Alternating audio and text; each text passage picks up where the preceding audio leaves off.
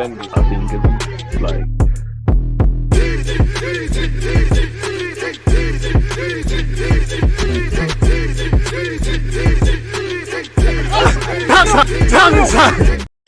Liverpool 2, Arsenal 2 in a game that, a game that some of you are way older than me, respectfully, have seen Arsenal win the league at that ground. It's a top 6 game. It's against the reigning champions. I can't believe the lies on social media about Miles Lewis-Skelly not clapping in the Guard of Honor. I'm happy my boys did that because that's the minimum you should do and congratulate the winners. Same way if we win, I'm not forcing anyone to do it, but I believe that's what sport's about. Now, granted, we're battered and bruised. We're licking our wounds. We know our last hope of silverware ended last week with Paris Saint-Germain, and going to Anfield, you hope that they were drunk and they were in party mode. But if they're not, considering where they're at as a club and where we're at and everything in between, it looked dark, especially because of the top 6 record, which ultimately, I wouldn't say it counts for nothing, but it counts for nothing because we still ain't got no silverware. But at least we've maintained that. We've actually not lost to Liverpool, I believe, in the league since 2021, which even me kind of shocked me. But yeah, 4-goal thriller, 2 goals apiece. I'm sure the game means nothing in it. Like, obviously, we're trying to solidify top 4.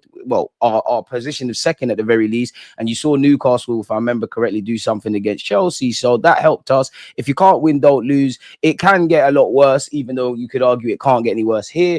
And you kept some sort of credibility. Now, if I'm Arne Slot and I'm Mikel Arteta, obviously Arne Slot and his boys, they're in party mode. We're licking our wounds. We want the season to end. We're at that point as an Arsenal fan where the only kind of optimism is the transfer market and looking towards next season, isn't it? So, yeah, I think when you look beyond where Arsenal and our manager is at and Liverpool and where their manager's at, I think both teams would have conceded that, probably should have defended a bit better. Now, I don't know if it's a point gained for Arsenal and 2 points dropped for Liverpool, because we obviously came back from behind and they obviously squandered the lead. And a team like Liverpool that's been running away with the league, they probably, if this was a different context, they probably wouldn't be happy.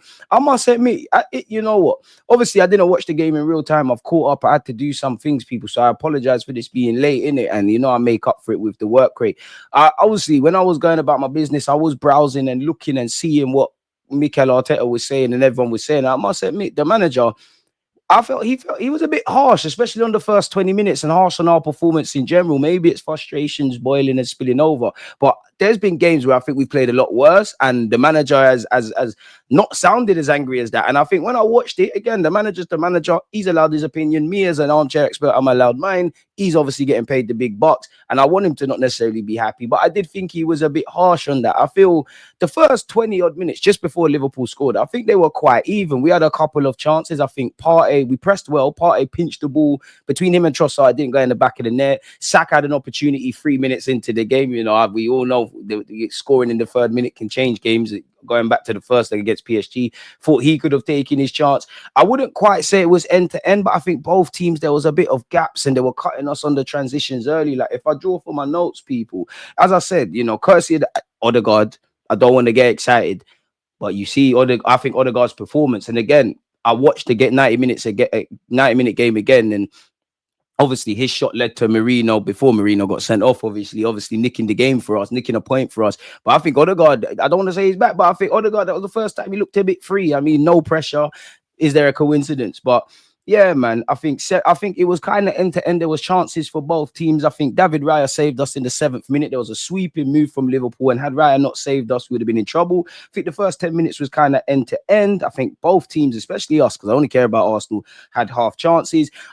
Like I said, 20 minutes, or you could say 19. I think that theme continued. I think the goal we conceded was very poor. Street smart movement from Gakpo. Obviously, Liverpool have had an attack. We've dealt with it. It's all originated from a throw, and it's a superb cross from Robertson. But if you go and look at Gakpo's movement, it's superb from him. It's schoolboy from us. Nobody's picking him up. It's a fantastic ball from the Flying Scotsman that Liverpool have. It's a good goal from Gakpo to head home. They've taken the lead. And I think at that point, it was a quick fire double in it. It felt like, I don't know if I would term it as losing our discipline or things of that ilk, but we looked a bit out of sync, a bit shell shocked. And the second goal peed me off. Is again fantastic from Liverpool, many players, especially Szoboszlai, for the maturity to lay it across for, I believe, Diaz, if I can remember, to score a tapping. So 2 goals. It feels like we're out of the game. We're kind of feeling sorry for ourselves. I think I think after we went 2 goals up, we had 1 or 2 chances, but I think at that point we felt sorry for ourselves. It went from being an even game to Liverpool being the ones boxing, and Raya made a couple saves in the first half, and there was a couple of half chances that I'm sure Liverpool's manager and Liverpool, it could have been 3-4 really. We were there when it became 2-0. I wouldn't say we went into a shell, but it looked like we was there for the taking, and it felt like it could get a lot uglier. Second half is obviously what made the difference for us. I think Trossard was good. I'll be real. I think I don't think there was terrible performances. I think Trossard was very good from start to finish, and we started well. I've been speaking about good crosses. It's Lewis Skelly had a good game as well. It's a fantastic cross and actually Salah in the build up to Liverpool's second goal. But I'm going all over the place with my thoughts. Trossard, that's a sexy cross to put into the box. Martinelli's head home. He loves playing Liverpool and all of those things. It was nice for him to get a goal because they've been hard to come by for the duration of the season. So that's put us in with a shout. Odegaard, a bit like against Paris Saint-Germain, 2 games in a week, you've actually had a shot like a grown man. Maybe you're getting over the ankle injury. He's unleashed a shot. Obviously, Merino's been our makeshift striker. He's in the right place at the right time. Double him at the double, because he scored twice against Liverpool now. Obviously, I don't think he can have any complaints about the sending off. Maybe I'm reaching, but I do think I can't even remember if it was the first or the second half, but maybe we had a penalty shout with that Conor Bradley challenge on Martinelli. I'm clutching at straws. I believe I am, but I need to see that again and again and see the angles and the graphics and all those sort of things. But yeah, man, we nicked it. I think we were better in the second. I think we reacted in the second half. Of course, you want to be proactive, not reactive. So I don't really think we can complain. For us, obviously, I don't think we'd be happy with the goals we conceded because structurally we was all over the place.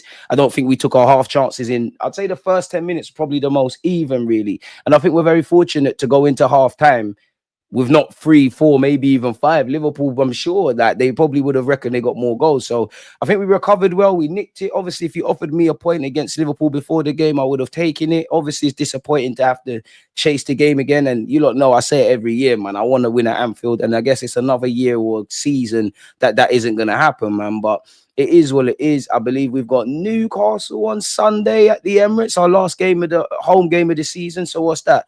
Newcastle, Southampton, and then it's done. It's reflection mode. We get our Berta gets his groove on where the transfer market's concerned. We start talking about the highs and the lows and having a real diagnosis as to why our season ended like this. But I'd love to know you lot's thoughts, man. I think Trossard was very good. I think Odegaard had a decent game. I think Saka weren't at his best, but was decent. I don't think the boys were poor. As I said, I think Arteta was, and you know me, I'm kind of harsh on the boys, really and truly. I think it was a bit harsh, but you offered me a point before the game, I would have taken it. You definitely offered me a point at halftime after being 2 goals down, or actually from the moment Diaz has put the second goal in, I'm looking at it differently. It's a shame that, yes, no, every game matters, every game counts. You lot know me, I'm a big fan of the standards, but in an ideal world, we should be going.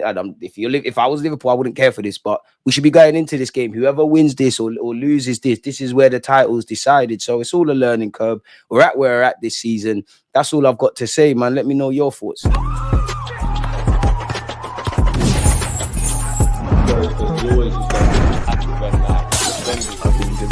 Like